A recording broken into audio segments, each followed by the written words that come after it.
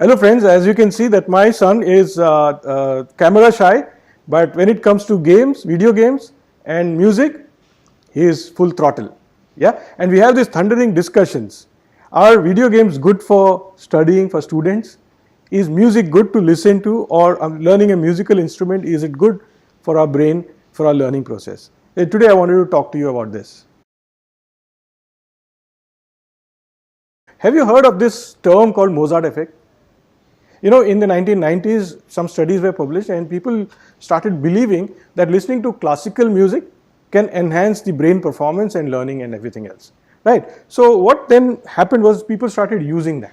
But this has become controversial because over the next few decades, the new research which has come up, okay, people have started realizing that it is dependent on your mood, the arousal the music causes, and your musical preference.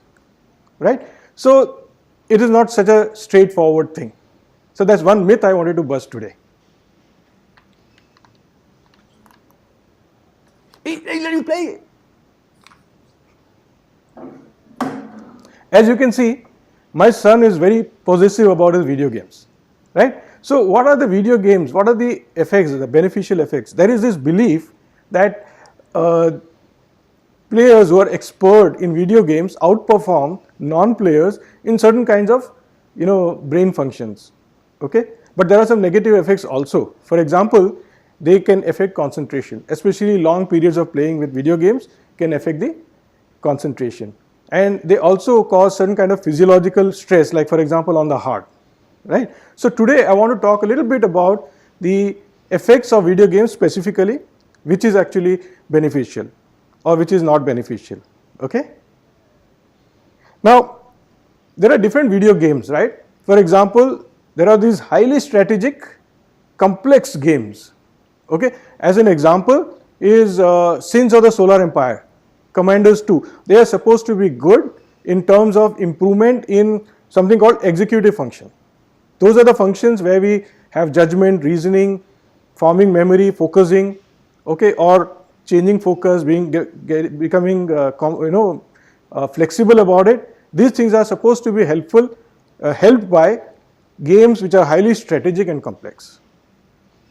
And what about action games? You know, Assassin's Creed, you have this Lara Croft, the Tomb Rising, Dead Rising and all these, not so helpful.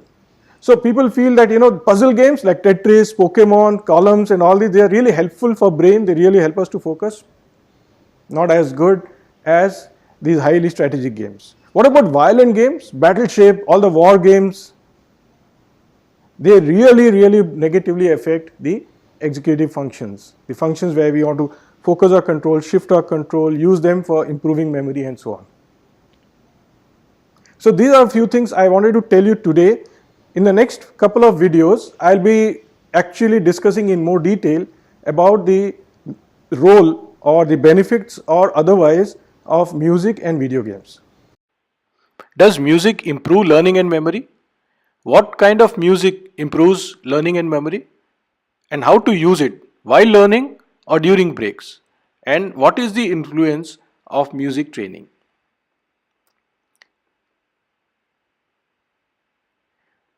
Do video games affect learning and memory?